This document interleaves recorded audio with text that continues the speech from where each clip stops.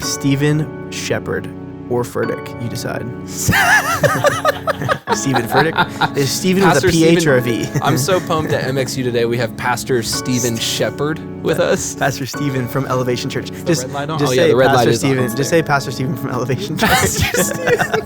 Well, we're in the red, but yeah, Pastor Stephen from Elevation. Pastor Stephen from Elevation, and then question mark in the title. Pastor Stephen's here? Yeah, I've been trying to. I like that as a title, actually. Title of this episode. We sat down with Pastor Stephen from Elevation Church. That would be funny. That would get the trolls going.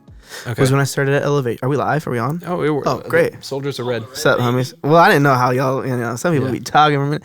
2009, this is when I started at Elevation. I was 12 years old. So I've been at the church, I guess, what's 2009? 24 minus 9 is 15.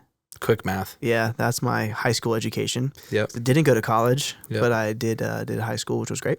Welcome to the club. Hey, look at us. Mm-hmm. Dude, how many more? There's actually a lot of us. Really? Yeah, there's a lot of us out there. Is it? Are we a majority? It's cool. We're slowly becoming the majority. That's cool. what I like to think. Who needs college nowadays? You heard it here first. Who needs college? No, college wasn't actually I did go for a year and then I got a job at Elevation. And so I moved to Florida, was in Florida for a bit as a production director, but I've always done production, volunteered in production. Video was my cup of tea, if you will. But I didn't start drinking coffee until like a couple years ago. Houston was when I started drinking coffee. But you've had 2 cups today here already, so you're... A cup and a half. His was much worse than yours was, so I didn't finish drinking it, respectfully. Oh my goodness. So here's what's... You don't drink black Americanos, do you? I don't mind them. Was that a black Americano? Yeah. It was He was like, I thought I was having a latte the whole time. He just said it was terrible too, so... it was terrible. The scale died. Oh, it was the scale. Yeah, blame it on the scale. The scale. So I used to never drink coffee. It was only energy drinks. And then one of my buddies, he had a multi-$1,000 coffee machine, like a $6,000 coffee machine. And he just broke my sense of what good and bad coffee tastes like. Like I used to be able to drink Keurigs, and I still do every now and again, but I unfortunately have the revelation of knowing what good and bad coffee is. And so, yeah. That's wild. Okay, so you've been out at Elevation for a while, and you're kind of like a young buck around there. Yeah, I guess I'm a regular buck. A regular buck? Yeah, you have I younger think so. bucks? There are younger bucks than me. Yeah, I'm a regular now. I feel like I fit right in. That's a good feeling. Yeah, I think so. I think the Lord's promoted you. Yeah, when you grow up, you know how that feeling when you grow up somewhere, you kind of have like people know you from when you were little. Yeah. So I have had to go through a little bit of that like reinventing process of like not really proving myself, but more so being like, hey, like I'm not the same 12-year-old that I was when I was 12 years old, even though I might act like a 12-year-old sometimes, but you do go through a little bit of that process, but no, I'm no longer like the young buck. I don't think anymore. Like I still feel like it. Yeah. I feel like I probably still act like it, but in terms of actual age, I'm 28 and there's guys on our team who are younger, but there's also guys on our team who are older. So we kind of have a little bit of both. Yeah. I feel like I'm right there, right in the middle. Once I hit 30, that's my prime. Yeah. 30 to prime for sure. 30 to 38 is the prime. Yeah. And then 40 is like the sweet spot is what I'm realizing. That's the sweet spot. I think it is, yeah. Because like, dude, like your 20s, you're just doing stuff. Yeah. Your 30s, you're like, okay, I'm starting to put the pieces together. And then by 40, it's like, I feel like that's like, man, dang, 40 years of life is a long time. I know. Like my kids are going to be. I wish Jeff were here so he could just not shake his head at us. And then 50's like, dude, 50's like, you're just chilling. You just know what's going on. Sipping mojitos on the beach. Yeah, there's not, life gets sweet. Life's got to get sweeter, right? Yeah. Life is, what's the saying? Life is like a box of chocolates. We have nowhere to go but up. Okay, so how many DMs per week would you say of people just asking you, how can I be more like Elevation? Pull them up. Come on. What sort of DMs? What sort of DMs have you gotten? Chat, we're going to the DMs. I get all kinds of DMs. Well, what's actually really funny, I have accountability in my DMs, just to be clear. So if you DM me, my wife is watching. Because she you're gonna be answering to my wife. No, I started really taking social media serious this year. Yeah. And it's been it's been a great creative outlet for me in my role and my job, but also just a blessing to kind of like connect with a bunch of different people. So the DMs, I mean, it really depends on the content I post. I feel like I've learned what to post, how to engage with people through DMs. Like I miss a lot. I'm not even gonna lie. I do miss a lot miss a lot of DMs. Yeah. But my wife is fantastic because she helps me like filter through something like, hey, you need to respond to this person, this, that. So like legitimately she like is like helping me because I was like, babe, I can't. So your wife's actually like, she has my login on her phone. She's managing. She gets the notifications. My notifications are off. So we're a tag team. She's like the best PM in the world. She's amazing. We've learned how to work together. We haven't always worked together the best in a work setting, but she's been fantastic on the PMing side. But no, anytime you DM me, I always respond. She doesn't respond. She's like, no, I'm not responding for you, but I'll help you like sort through stuff and make sure you don't miss things. But man, so we've been having this conversation a lot today, and luckily you're a pretty transparent person. So I think we're going to get some honesty out of you. I hope. Gosh. So I'm sure you battle with this tension quite a bit of people trying to learn from you and what you guys are doing at Elevation Church. Yeah. While also realizing that you guys are kind of a 1% of 1% over at Elevation. Would you agree with that? Like you guys, there is very few places like Elevation Church on this planet. Yeah, I would agree with that. Yeah. There's which is like a few. good thing. Yeah. It's a very unique church. Yeah. How do you deal with the tension of like people constantly hitting you up, trying to find out how you guys do what you do, but also recognizing that like, hey, maybe you shouldn't do things the way we do them. Right. It's great. Is that a tension that you face? Yeah, I think for me, so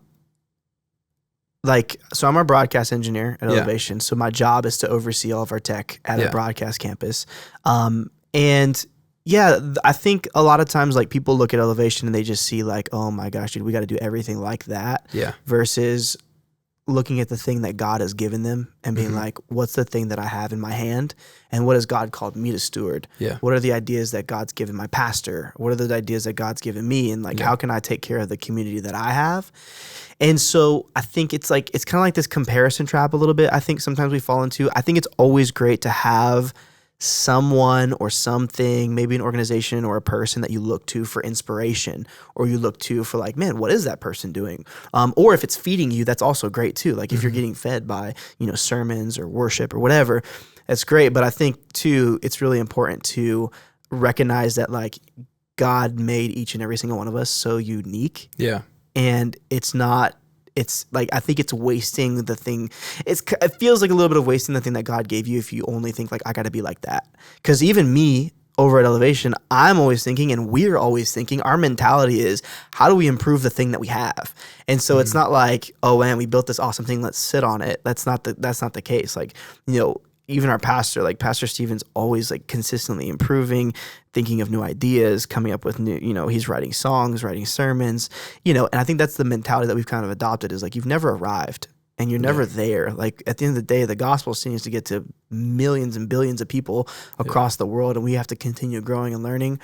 So I think it's some of that where, like, I don't know if it's as much of a tension. I think the tension is more so like trying to help people realize like the thing that we do is not just for us, but also it's important for you to like take the principles, concepts, and ideas and be able to apply things to yourself and your circumstances, and for you to continue to grow and improve in the thing that you're working on. Yeah. Yeah. It makes a ton of sense. I mean, I think something you said there is important for people to recognize, in that it's like, what do you have in front of you? If you're getting up in front of a congregation, local church of 200 people or so, and you're like, hey, how can we make next Sunday feel like the album recording that I just saw on YouTube from Elevation? Right. Like, it's kind of tone deaf to some degree. Right. It's like, and also, but it is, what's interesting is, I think the thing to dive into that I find myself wondering a lot is like, why are people so convinced that is the way to do it? Is it just because the numbers? Is it because there's so many people there, or because it's so well known? That, I don't know. What do you think about that? Like, why is it that people want to replicate when they see something that is attractive or done really well, why do they feel the need to now go and replicate that? Right. I'm a big proponent of clarity and defining just definitions. Yeah. And so I think a lot of times people's definition of success is the thing that they see that's growing, that has views. That they don't have or that they are not. Correct. Yeah. Because everyone has a definition of success, right? And I think that that's something that for every single church, you have to define is like, what is our definition of success? What is our goal? What is our mission? What are our values? What do we live by? And if you just look at Elevation, you're like, man, that's the definition of success. It's like, okay, is that even is that even realistic? Like, there's only one Stephen Furtick, there's only one Chris Brown, like, there's only one of certain types of people, and it's like, not that you can never be like that, but it's like, it's so important to be able to define, okay, what's the thing that makes us unique? What's the thing that makes us positioned to reach the people that we're called to reach? And I think that that's exactly where Elevation started. I mean, that was like the intent is like, the whole goal is so that people far from God will be raised to life in Christ. I think if you can define the thing that you're going for, define the thing you're doing, and get really good at that thing, that's where like that's where the growth comes from. That's where this, it's like you're able to define, great, this is what we do. This is what we don't do. This is our structure. This is our model. This is the clarity. This is that. This is this. And this is the culture. And you can define those things, and it makes it really tangible for people to latch onto and build something with that. Yeah. And I think if you're not able to define for yourself and come up with your own ideas, obviously we all have the same Bible. We all have, very similar, hopefully we all have same beliefs of, what God has done and, salvation through his son and everything like that. And so it's like, okay, we have the same baseline. So there's a definition that you can start with. And I think if you look elsewhere other than the Bible and other than what God says for your definition, you're immediately going to be lost. Yeah. Right. And you're immediately going to kind of be like, yo, where the heck am I? How do I, Yeah. And I think that's even like, I'm always consistently asking like, dude, what's the, how do I define success in my role? How do I define success leading a team? How do I define success as a husband, as a Christian? Like, what are the values that I hold? Who do I want to be? Who has God called me to be? And I think it all, like I said, it all starts with the Bible. It all starts with, really kind of diving in deep and actually like, whether it's research or whether it's understanding or wisdom, like it all kind of points back to, hey, we're trying to do something that glorifies God, and we're trying to reach people who need to hear Jesus.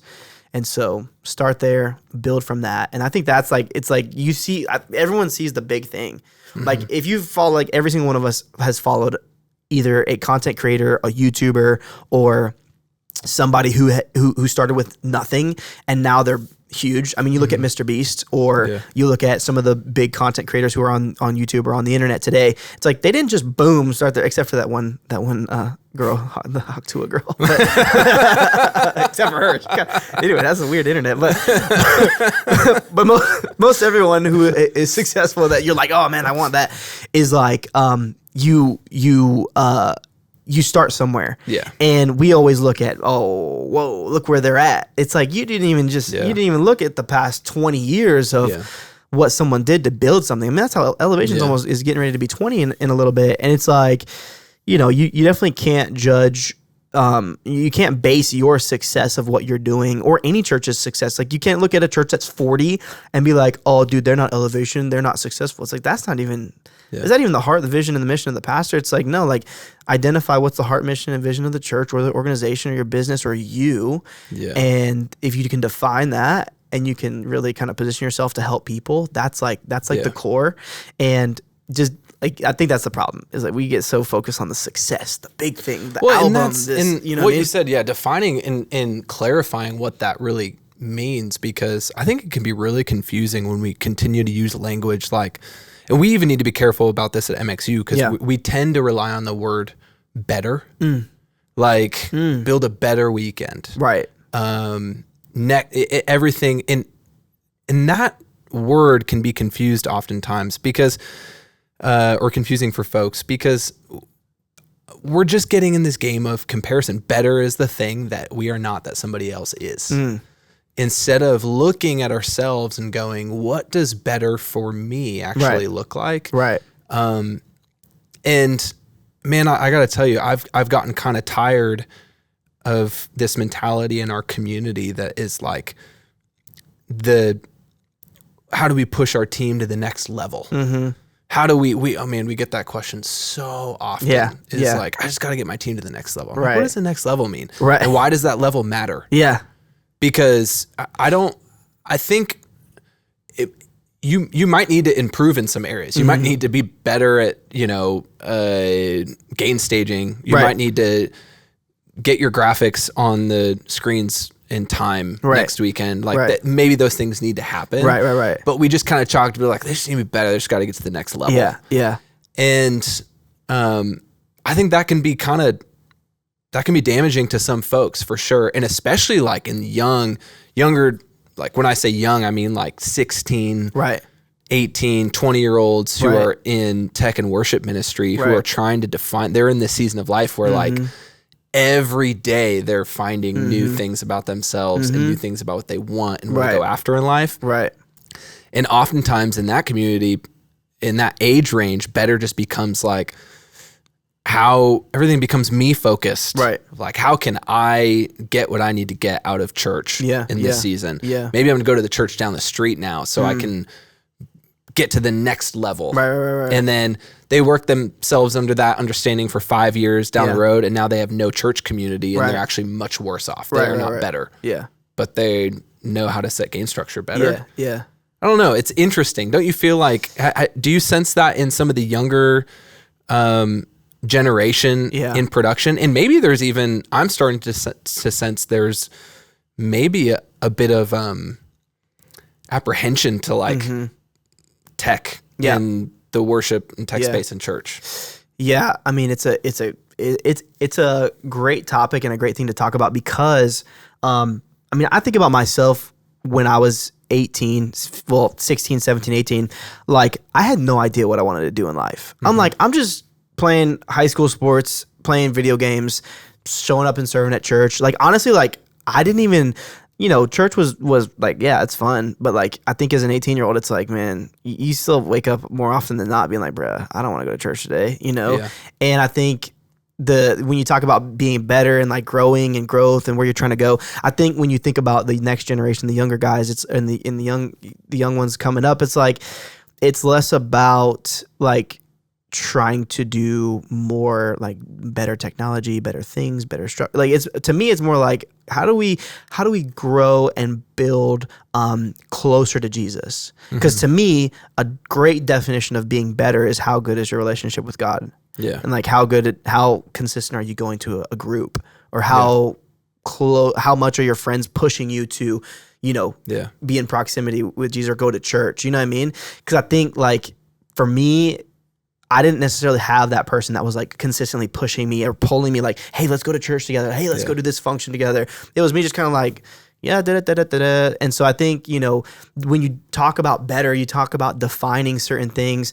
Like, yeah, I think it's really important to define, what does better look like? How does that act? How do I know where I am?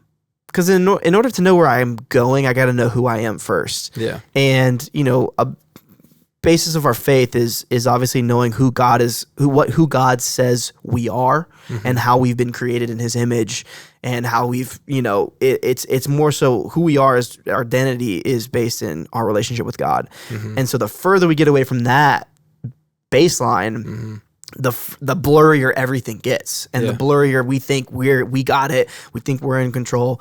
And so I think for me, like the thing I would like love to see in the next generation, the thing that I would love to help people realize and the next crew realizes is how important your relationship with Jesus is, and how simple it could and should be.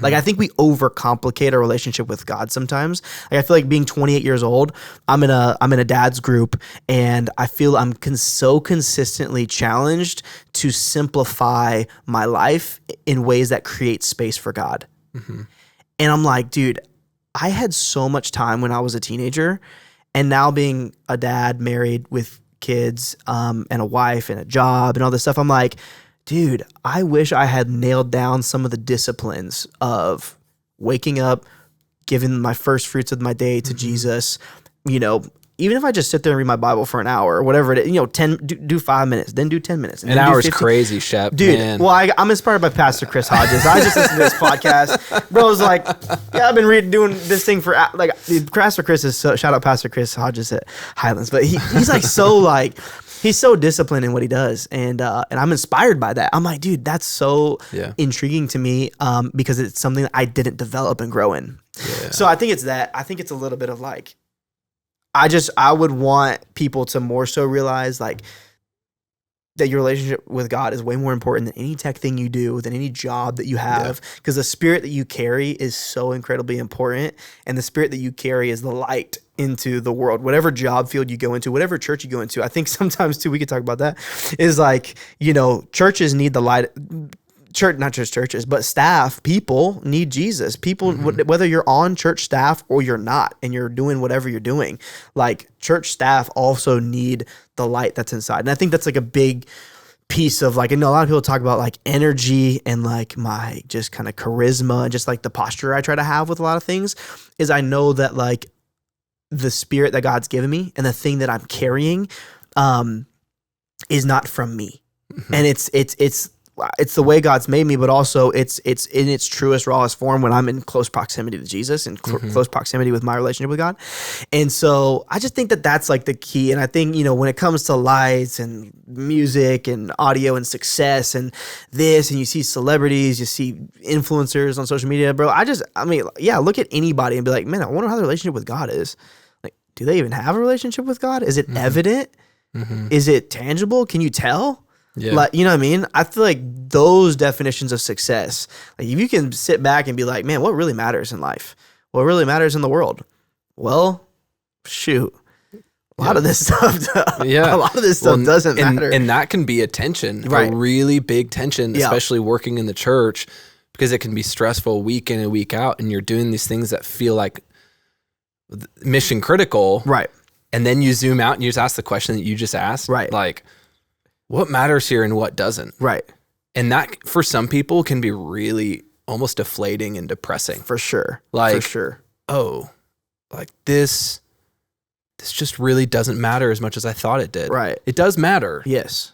But not to the gravity and weight that I was putting to it. But what actually matters is the thing that I've been neglecting. Yeah. Which is like, again, I've been putting on the altar, like, how do I become more like this? Well, that's just essentially just idolatry, right? Like we're just being something that we're not even necessarily called to be. But the thing that we're called to be is over here. Right. And like you said, it's not all that complicated. Right. But it does take discipline and continuously waking up every day. Yeah. Dying to yourself and your own desires. Right.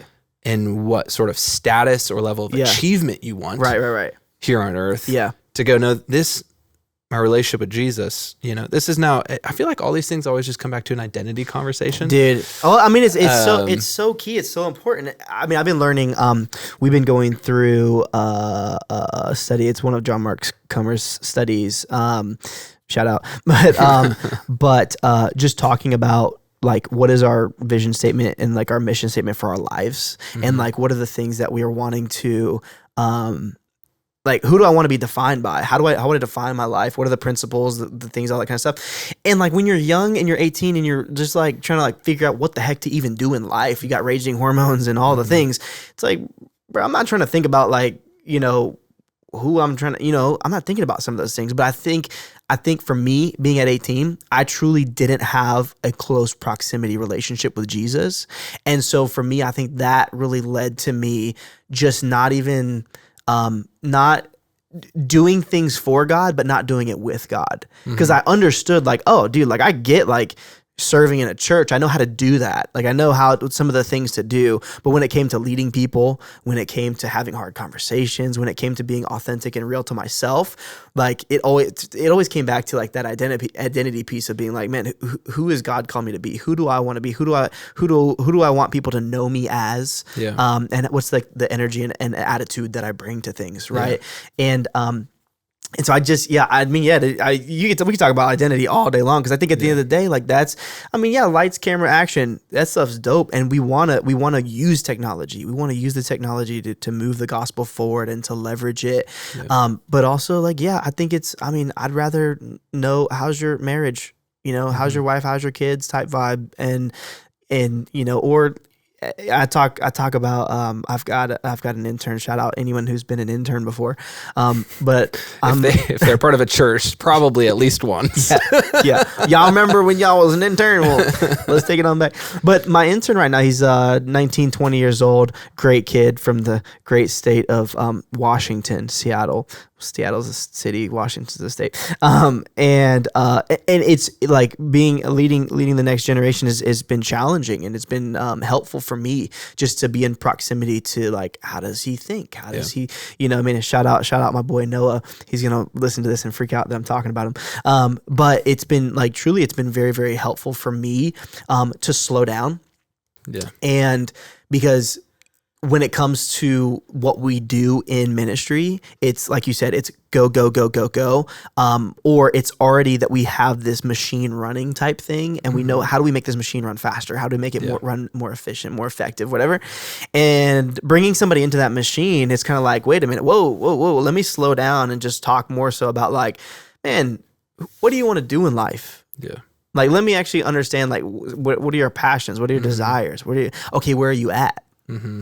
Oh, okay, great. That's where you're at. Okay, great. Well, how can we take one step further? Yeah. Oh, great. How do we look at applying for jobs? How do we look at, applying basic, real life principles? Like, man, how do we be on time? How do we communicate? How do we present ourselves? Because I think, for me, that, like, there's a proximity and a how, like, the more real and authentic you are with somebody, like, the more, like, it's just easier to chat with people who are real and authentic. And I feel like having those mentors, those people in your life who can really, like, call stuff out of you, allows you to grow so much further faster than just being like like going about in life and just doing whatever. And I think that was the thing for me that really helped me realize, like, oh shoot, I need to get my stuff together. So back when I was like 18, I was just serving, volunteering. I'd been doing it for years, but I never really did it with intent. I did it because it was, like, something my friends did, and my friend had invited me to church, and I was like, yeah, let's go serve together. Yeah. And so the moment that shifted from just serving and showing up late and just serving, shout out to those 17-year-olds showing up late and just serving. The moment that shifted was somebody being like, yo, there is so much more in you that God has in store for you, that if you would just show up on time and take this thing serious, you are a leader without even knowing that you're a leader. And the people who are around you look to you and watch you because of the energy, the attitude, the thing that you bring. And at that moment, I was like, yo, chill. Like, okay. And it was helpful because I wasn't offended, first and foremost, because I trusted that leader. I wasn't offended by it. I felt challenged, but I also felt like, man, he's right. Like, God used him to speak to me, to call something out of me that I was like, man, that's exactly what I needed to hear. And I'm not saying go around telling all these 17-year-olds to show up on time. I'm saying go around to all these 17-year-olds and have a relationship with them. Yeah. And be able to be in a place where you can speak life and you can call things out and you can challenge, but also in order to do that, you have to have proximity and you have to have authenticity in relationship with people. Yeah. So I think that's where you got to start. Yeah. Man, that's good. This has been awesome. I appreciate you sharing. Hopefully, if you're listening, if you're a little later on in life and you already knew all this, congrats. Send this podcast to somebody who is not coasting in their 40s. Right. Well, yeah. Well, send it. But no, we're pumped to have you here, Shep. So we're going to Best Buy to build out a streaming rig. Yeah, we're going to have some fun. Hopefully Best Buy, the Geek Squad doesn't kick us out. But yeah, stay tuned. We've got some content coming on the MXU platform with Pastor Steven over here. And it's so perfect. It's going to be good. But appreciate y'all listening. We'll see you next time. See you guys.